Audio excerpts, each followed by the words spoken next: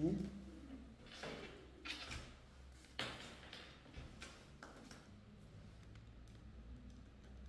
Pronto. Isso aqui também certinho agora. Vamos lá.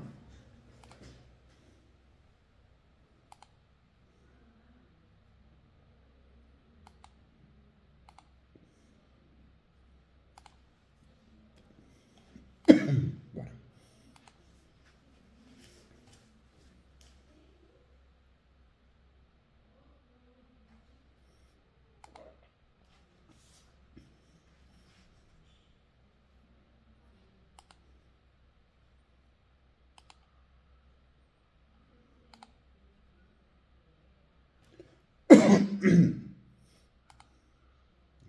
Agora sim.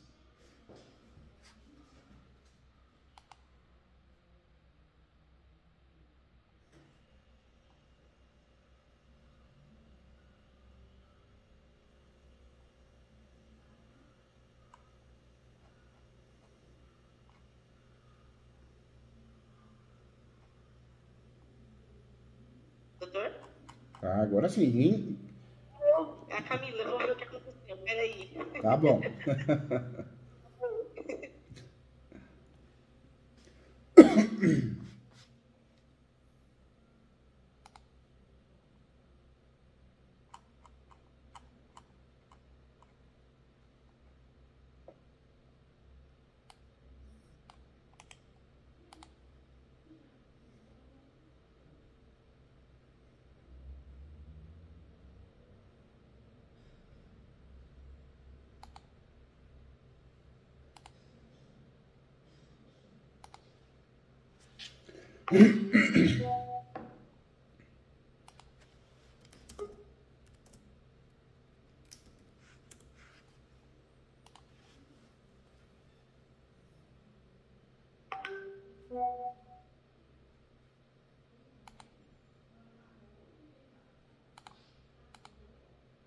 Agora sim. Oh, saiu, galera, saiu. Caiu a Valéria, hein?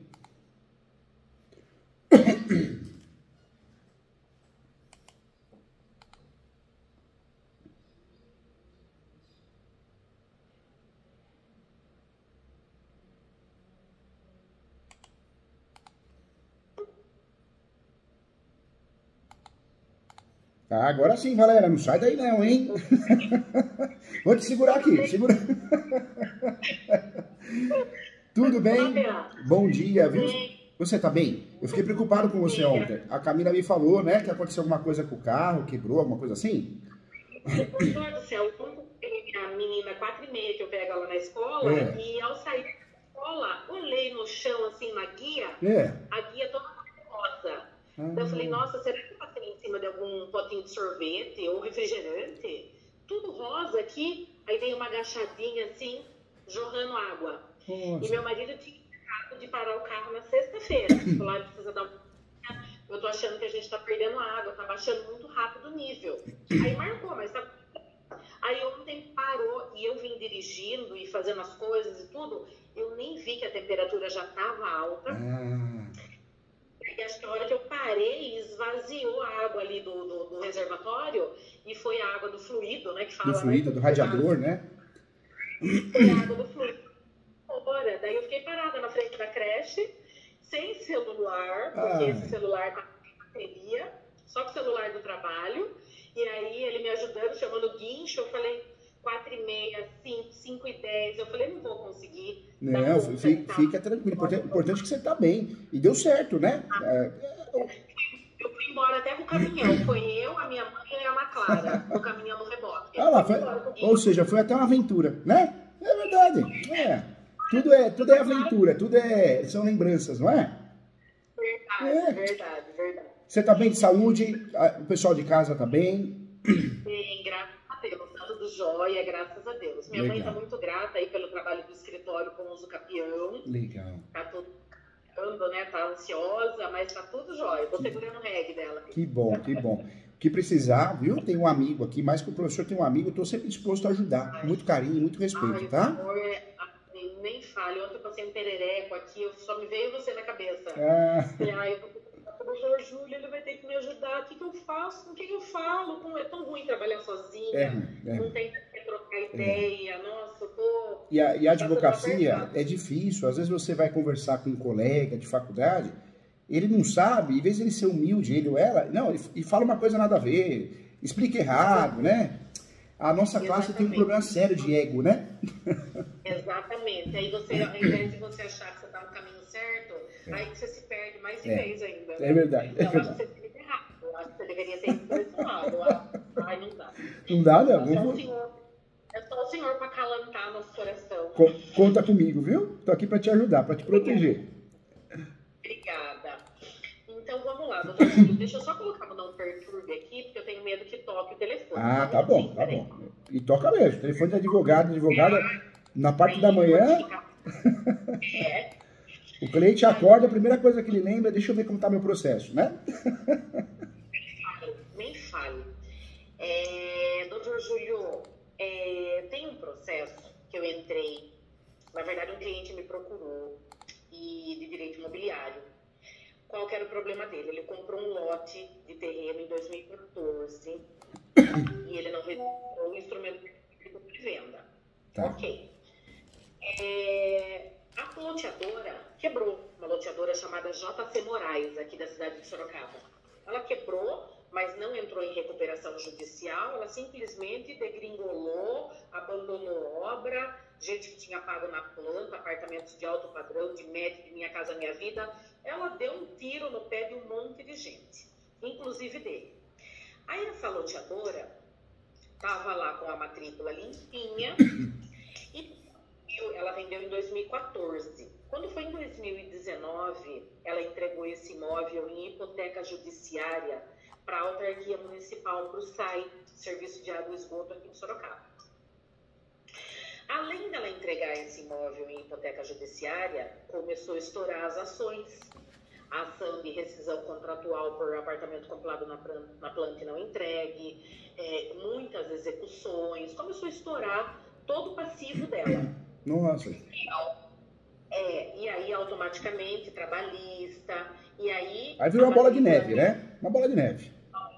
Olha. Uma bola de neve. A matrícula dele de outros 20 lotes, não, de um monte de gente, né? Mas especificamente em hipoteca, ela pegou a matrícula dele, entregou para o SAI em hipoteca, com a promessa de fazer uma obra de infraestrutura no loteamento, que ela tinha obrigação de fazer e tal, e entregou o Serviço de Água e Esgoto, com promessa de previsão de término dessa obra em 2020. Só que nós já estamos em 2024, ele me procurou ano passado, em 2023, nós já estamos em 2024 e nada dessa hipoteca baixar. Antes de ajuizar qualquer tipo de ação, eu tentei correr atrás de vias administrativas, saber como é que está essa questão desse cumprimento desse pacto que ele fez com o SAI, que eu não sei o que é, só diz que está em hipoteca em razão da obra de infraestrutura, mas eu não sei o que diz as cláusulas contratuais, isso eu não tive acesso. Mas ninguém dá resposta, ninguém responde.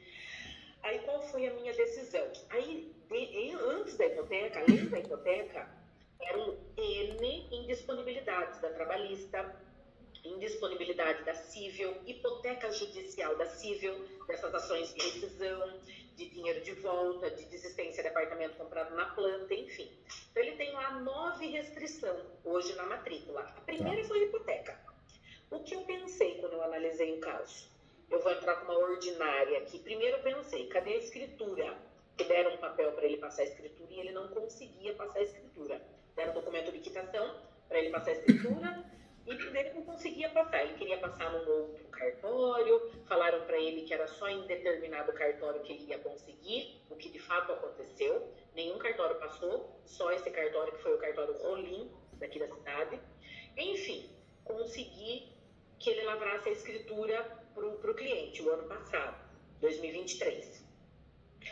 Aí veio a escritura lavrada com todos os ônus que está na matrícula. A hipoteca, as disponibilidades, a hipoteca judicial da cível, vieram todas as sujeiras lá da matrícula, vieram para a escritura. Beleza. Catei a escritura, levei no cartório de registro para ter aquela questão da publicidade ao ato e não entrar mais averbações negativas nessa matrícula.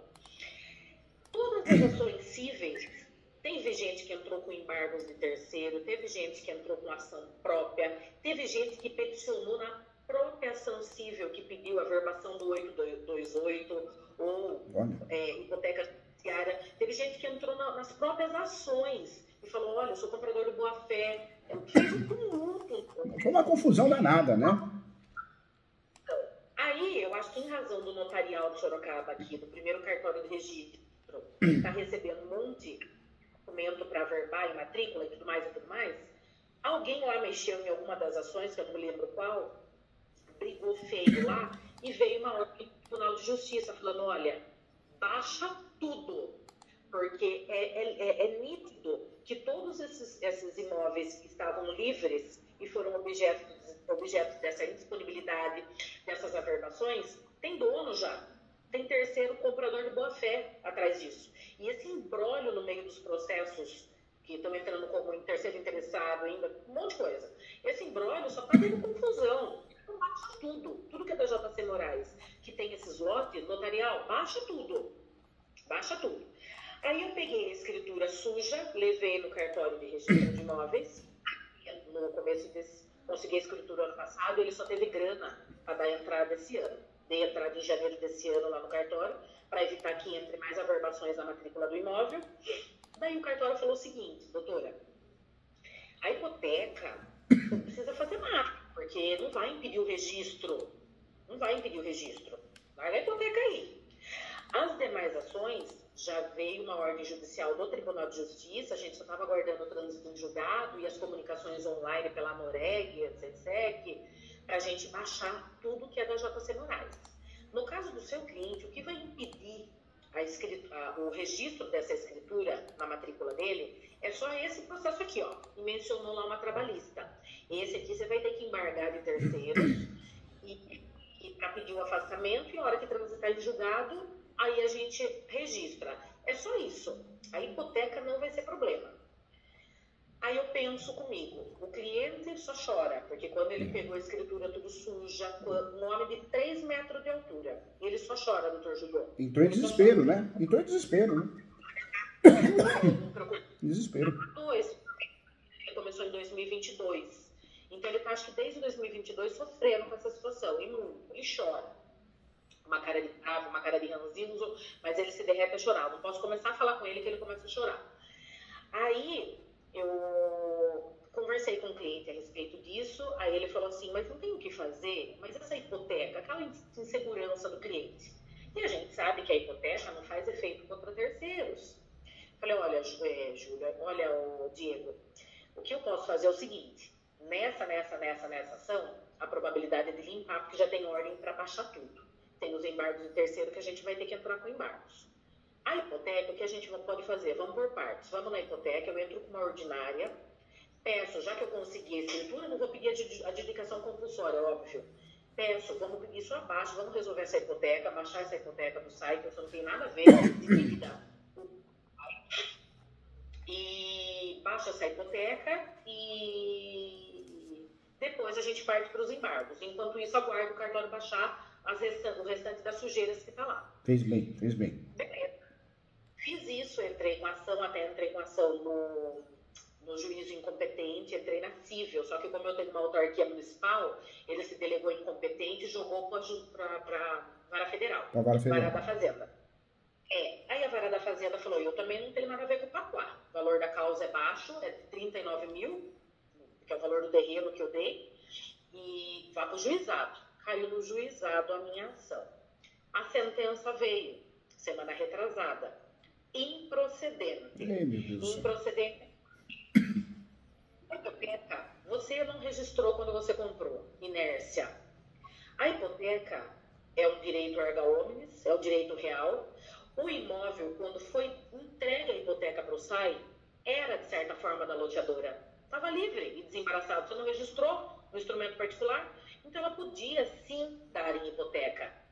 Código Civil fundamentou improcedente, até porque você vai conseguir registrar. A hipoteca não é um objeto. E o pior é que o recurso no juizado é uma porcaria, né? Porque o recurso inominado, ele é ruim até no nome, inominado, né? Eles mesmos que vão julgar, junto à corregedora, né? A mesma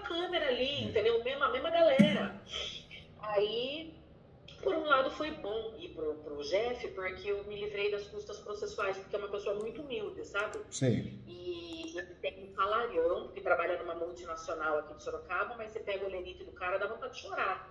Recebe 1.200 líquido de pagamento, 2 e pouquinho de vale. Só empréstimo consignado. Entendeu? Não sei como que vive. Então não tem um gato para puxar com o rabo. O limite dele do início do ano é 7 e pouco bruto. O desse ano está 7 e pouco bruto. Mas ele está recebendo menos ainda de líquido, porque ele adquiriu mais empréstimo. Então o cara não tem para onde correr. Aí veio a sentença, falou, ó, não é objeto, não vai impedir você de passar a escritura, você não registrou lá atrás quando você comprou, ela tinha o direito de dar em hipoteca, causou o direito de sequela para o SAI, e agora o SAI não pode ter o negócio dele jurídico abalado porque você dormiu no ponto lá atrás. Ok, passei isso pro cliente, o cliente chorou, mas eu não fui orientado, eu falei, mas você tem que conversar com o advogado lá atrás, pode sim registrar o instrumento particular de compra e venda, isso foi uma falha, mas não é só você que não faz isso, ninguém faz isso. No Brasil é muito caro para você regularizar tudo. É verdade. Não é todo mundo que compra na conta, pega o contrato e vai registrar. É grana. É verdade. Então, vamos por partes. Aí, qual que seria a minha luz, né? Acho que o senhor tira de letra isso. Mas, como o senhor falou, o recurso nominado é uma merda. É verdade. O que eu falo? É o recurso mais mentiroso que tem, né? Nunca vi ninguém reformar nada. Eu fiz o inominado, protocolei, peguei o limite dele de fevereiro, declaração de justiça gratuita dele, reiterei, recurso nominado protocolado. Despacho no dia seguinte, disponibilizou ontem, data de publicação hoje. Recolha as custas processuais, sob pena de deserção. Custa processual é 1.600, para eu recorrer no Jeff.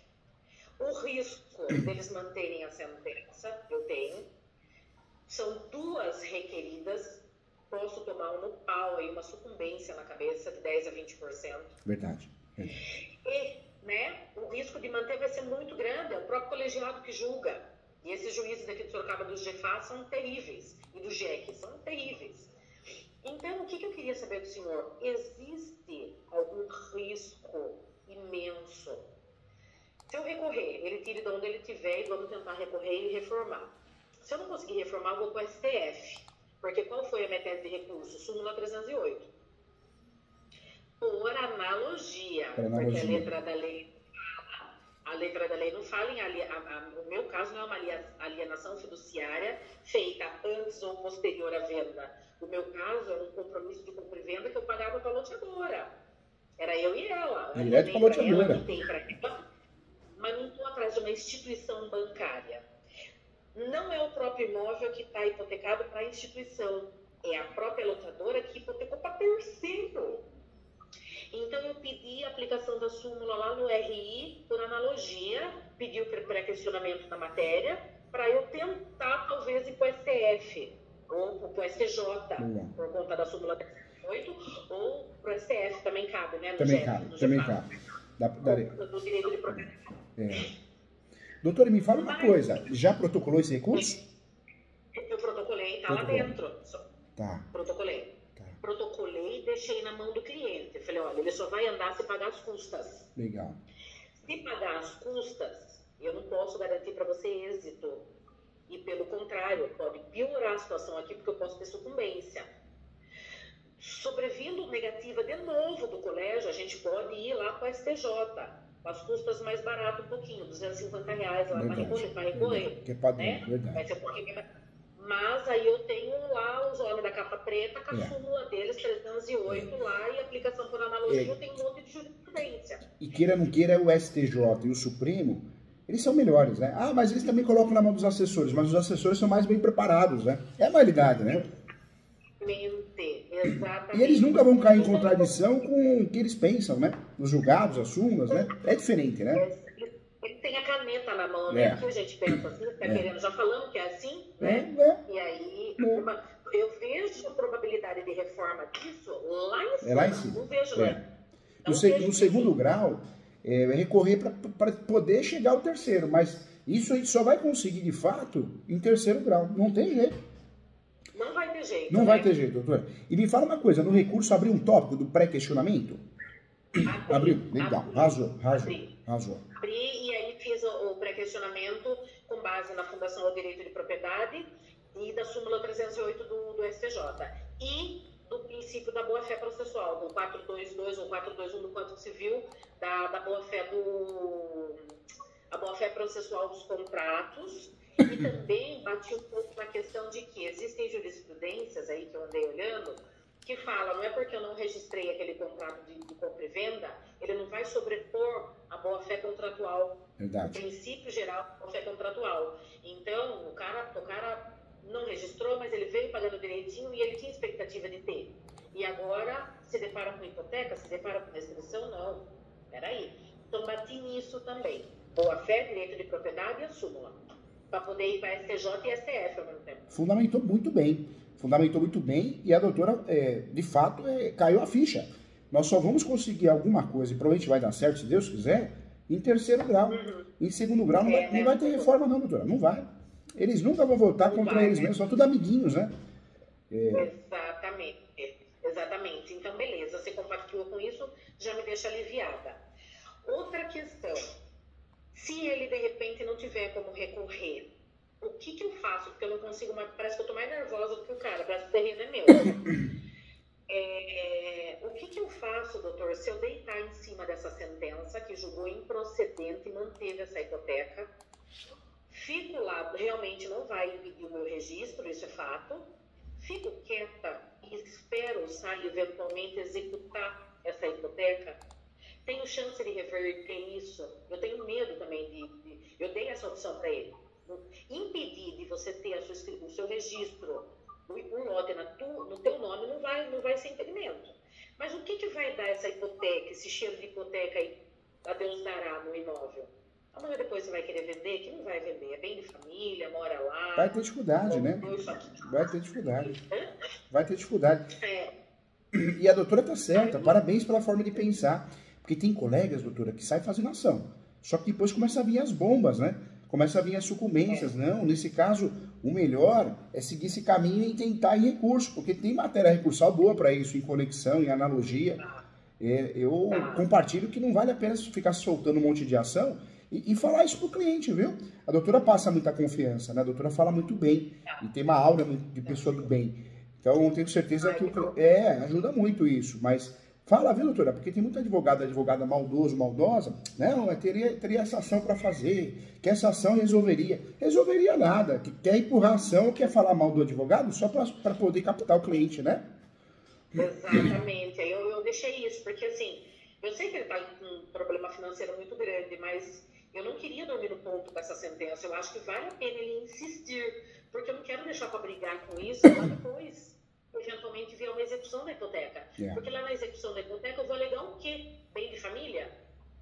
Dá até para alegar, mas é uma alegação que a gente sabe que ele é frágil, né? É uma alegação frágil. Por isso, também, outro meio, né? Também, a doutora está seguindo o caminho correto de defesa, o caminho seguro, menos oneroso, pensando em terceiro grau, que a gente tem chance de ganhar. Mas sempre uma saída desses contextos, quando possível, é usar a forma originária. Então vamos dizer que alguém tem a posse também. Alguém tem a posse, alguém também tem a posse direta ou indireta.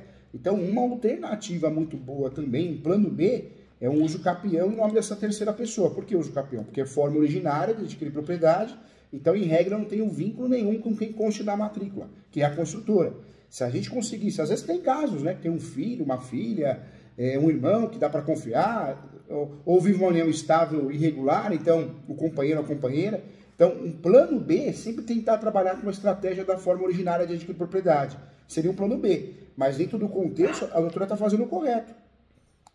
Tá, entendi. E não deixar isso para brigar, quer dizer, é que vai depender dele. Se ele falar, eu não tenho grana, e até eu falei para ele, eu preciso que você, por exemplo, eu vou te gerar DARI, você vai pagar R$1.600 de DARI para ver como você conseguir.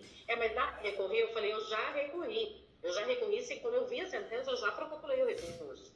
Só que no dia seguinte ele falou, pague as custas, 4% sobre o valor da causa atualizado, né? Porque é uma sentença líquida, e aí, então eu falei, você vai ter que pagar, mas ele falou, mas e se eu não pagar? E se eu não pagar? A hipoteca fica lá, e aí? Eu falei, aí existe a chance da gente brigar, você vai ser intimado, que existe uma execução de hipoteca lá no imóvel, né? Eu acho, né? Porque é um possuidor que está lá, o morador, o terceiro, vai chegar uma intimação, de alguma forma você vai saber disso, né? Porque eles vão ter a ocupação do lote, do terreno, que hoje tem uma casa edificada, não é só lote de terreno, e aí nesse momento você vai se defender. Mas eu não sei nem por onde começar, porque eu já estou pensando lá na frente. Por isso a minha ideia de conversar com o doutor, porque se ele falar para mim, ele vem hoje, se ele falar para mim eu não tenho grana para recorrer, e aí essa sentença vai transitar. Vai estar julgado e não vai ter o que fazer. Aí o outro meio que ele pode agir, se ele tiver alguém da confiança dele, às vezes um filho, um irmão, propõe uma ação de uso capião no nome dele, usa a súmula 237. Por quê? Se acontecer o pior, desse gravame, o imóvel a leilão, alguma coisa nesse sentido que a gente sabe que acontece, pelo menos existe uma outra linha de defesa, que é o embargo de terceiro com base no uso capião.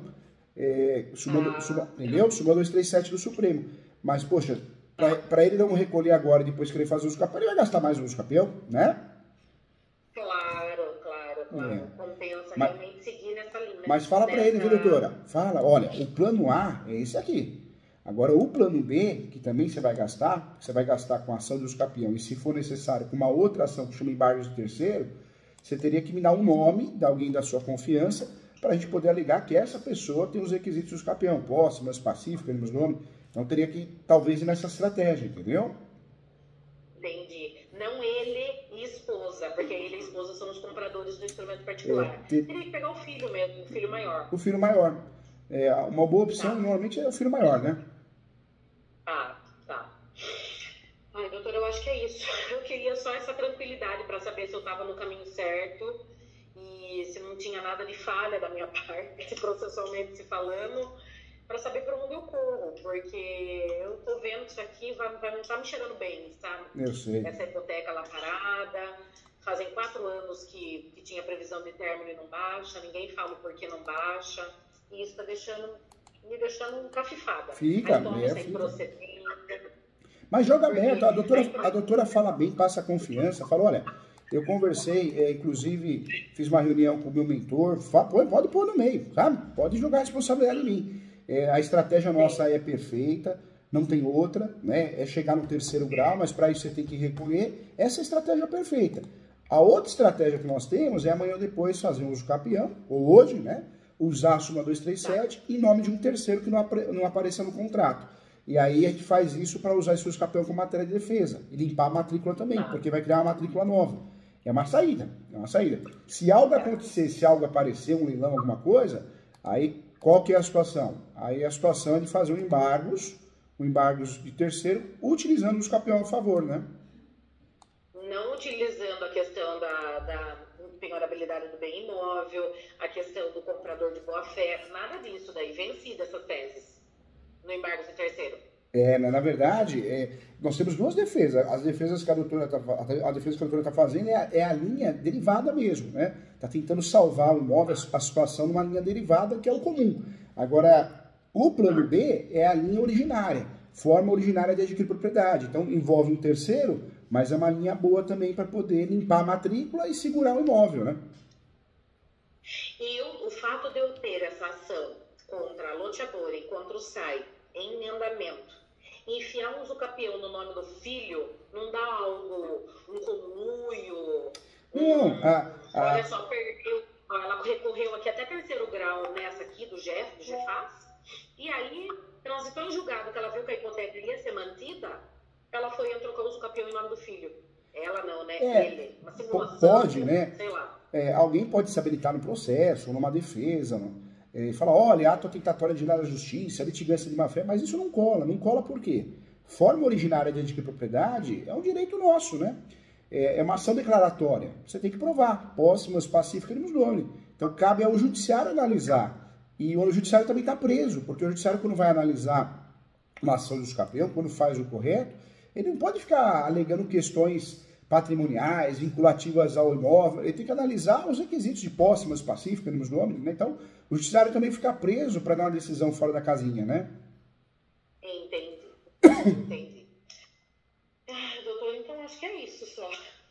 Olha, eu estou à disposição, se você precisar, conta comigo, mas fala com o cliente, fala, ó, vamos nessa linha, só que você tem que pagar A linha é ganhar em terceiro grau, e se não der certo essa linha, o plano B, de fato, poderia ser feito agora, se você tivesse condições financeiras, não teria nada de errado, um uso capião e a gente trabalhar com a linha da estratégia da forma originária de adquirir propriedade. Só que aí você precisaria passar um terceiro da sua confiança, né? Talvez seu filho, dá como exemplo, né? Tá, daí partiria para o uso capião extraordinário. Extraordinário. Prazo de 15 para 10, com redução por ser residência e tudo mais. Os requisitos. Tá. Ou seja, usaria esse uso capião do 1238 e usaria a tese da súmula 237 do Supremo, que é aquela súmula que fala que o uso capião poderá ser arguido em matéria de defesa, né? Beleza, STF, tá? E o que o senhor falou antes? Desculpa. Esse uso capião, ele terá, se ele for feito, ele vai ter que ser fundamentado com 1238. 1238, é isso, é o prazo. Tá. A súmula 237 do Supremo. Tá. E o enunciado 492 da Quinta Jornada de Direito Civil, para deixar muito claro que é forma originária de adquirir propriedade, que não tem vínculo nenhum com o proprietário anterior, né? Joia. Ai, doutor, não vejo a hora de poder fazer suas pós. Faz, doutor, faz, você vai gostar. Ai, eu não vejo a hora. É bem legal, você vai gostar bastante. Faz sim. Eu amo, senhor. Eu amo falar, eu trabalho ouvindo suas lives, sobe notificação nova de vídeo novo. Esse eu não ouvi ainda, deixa eu ouvir. Que legal. Aí eu fico ouvindo, eu amo. Que legal, que honra, viu? Conta comigo sempre, eu estou aqui para ajudar. Qualquer dúvida, você não está sozinha, não. Advogar sozinho é muito ruim, né? A gente tem uma responsabilidade muito grande, né? Então é gostoso dividir a responsabilidade. Essa abertura que o senhor dá para o cliente, essa abertura que o senhor dá para a gente que é da área, não tem preço.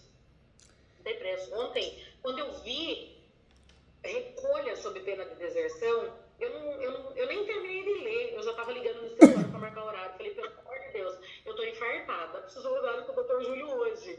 Aí as meninas tinham horário, não, eu tenho hoje às 4, tem às 6. Falei, então põe às 6 que eu tenho que falar com ele hoje, vou chamar o cara para falar hoje aqui e amanhã eu preciso dar um retorno para ele. E é legal a doutora falar dessa segunda opção, né?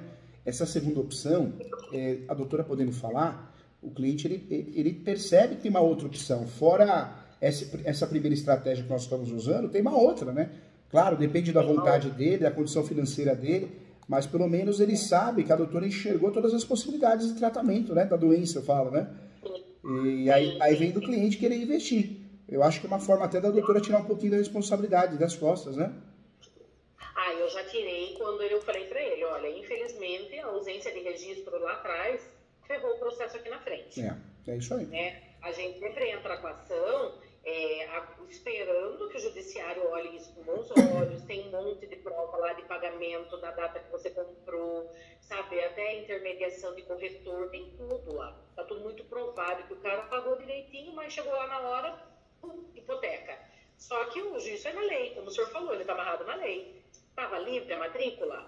Tava em nome.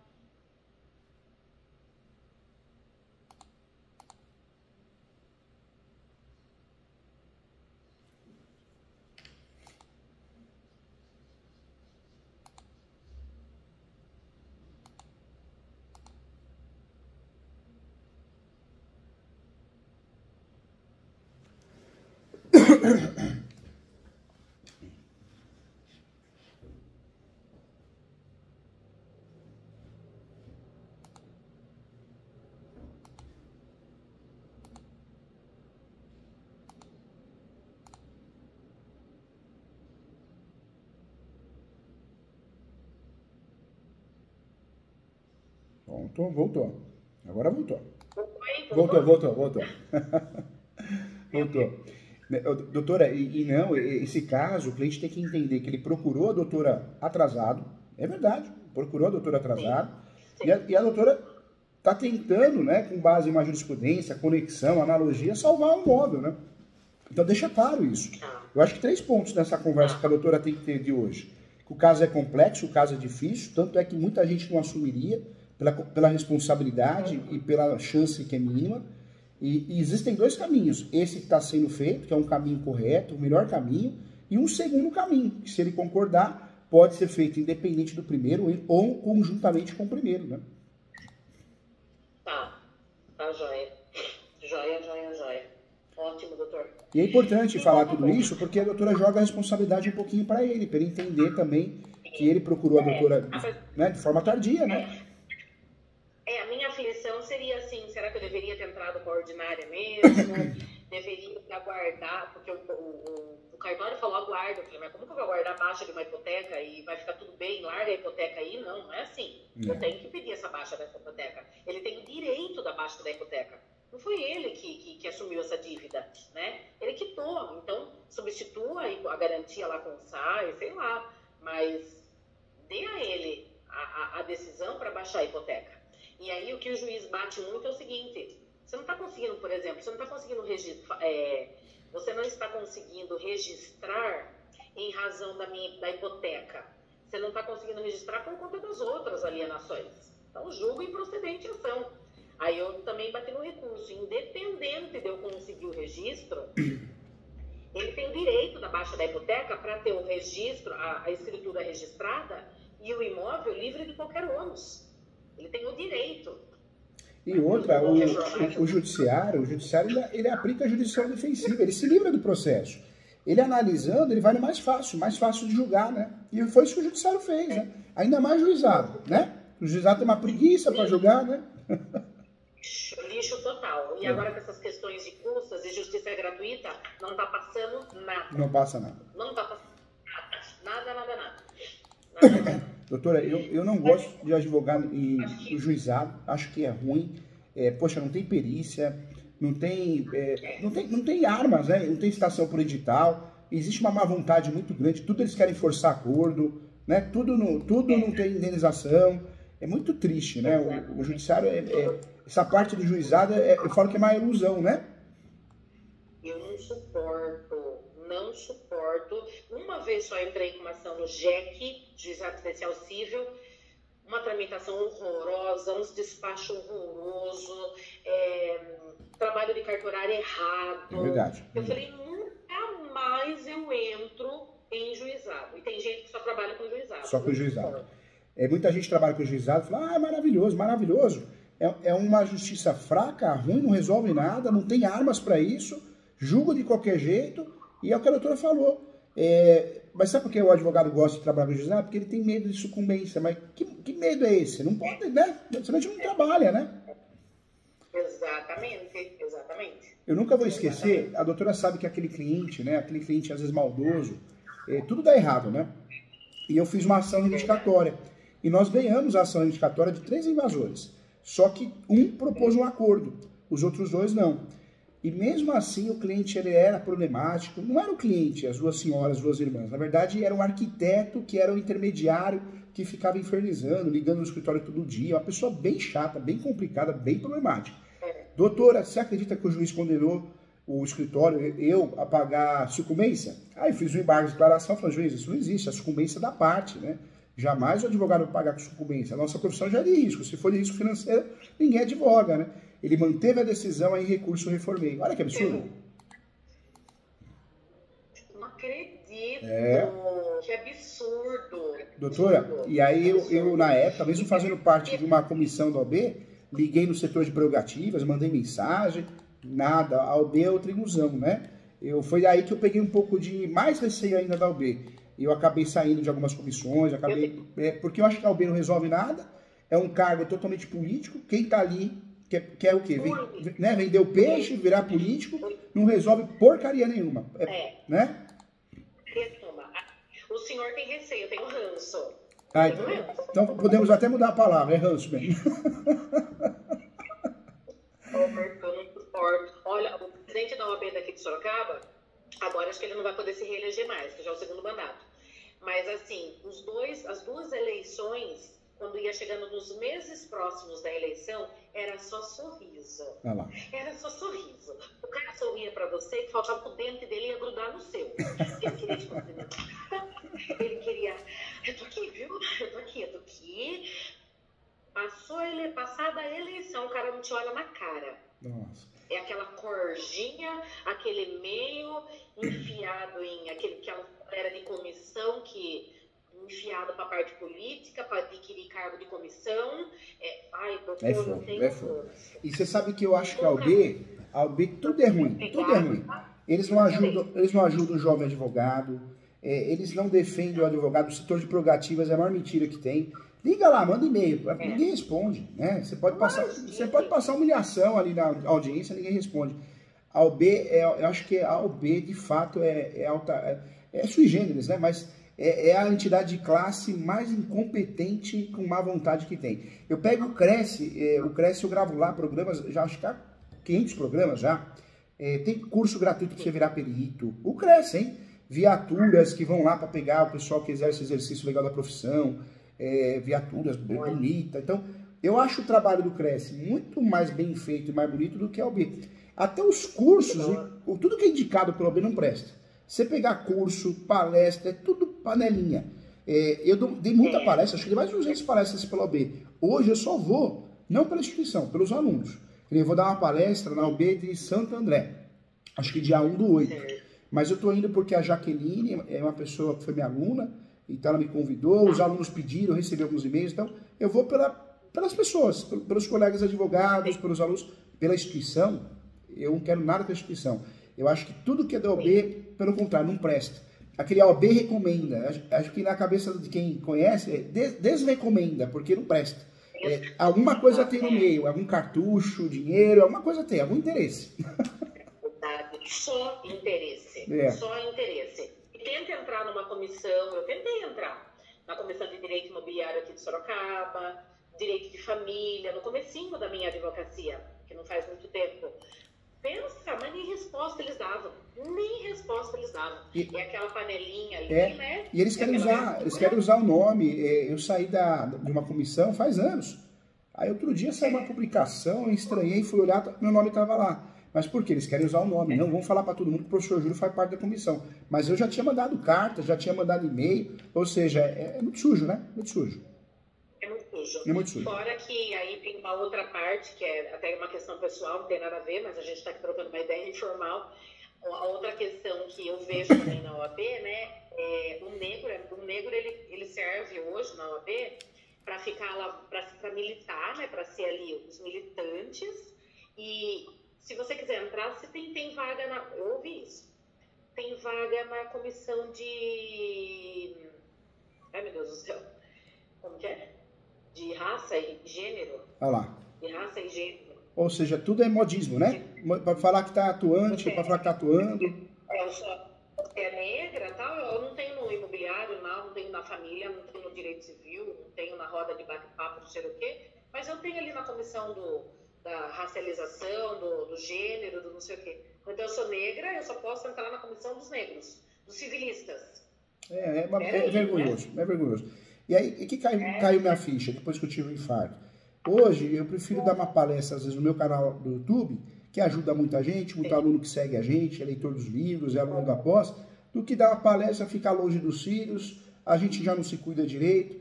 Para quê? Para agradar presidente de OAB? Eu não quero nada com o presidente de OAB, eu não quero nada com a OAB.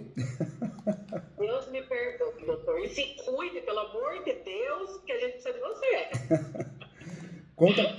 Conta comigo sempre, viu? E eu compartilho, da mesma ideia que a doutora, viu? A gente acho que enxerga as coisas, né? Infelizmente, muita gente ainda não enxerga, não. Mas eu acho que é a experiência de vida, é as porradas da vida, né? Nem fale, doutor. Mas tá joia. Obrigada. Acho que a gente pode encerrar, já posso te liberar. Agradeço muito a correria das meninas por ter me ajudado ontem à tarde. Do senhor também, de ter autorizado e corrido para me atender antes do início da sua agenda. Agradeço demais, viu, doutor? Conta comigo, tá? Qualquer coisa eu tô aqui. Fica com Deus, tá? Tem um amigo aqui. Beleza. Um abraço. Tchau, tchau. tchau. Tchau. Tchau.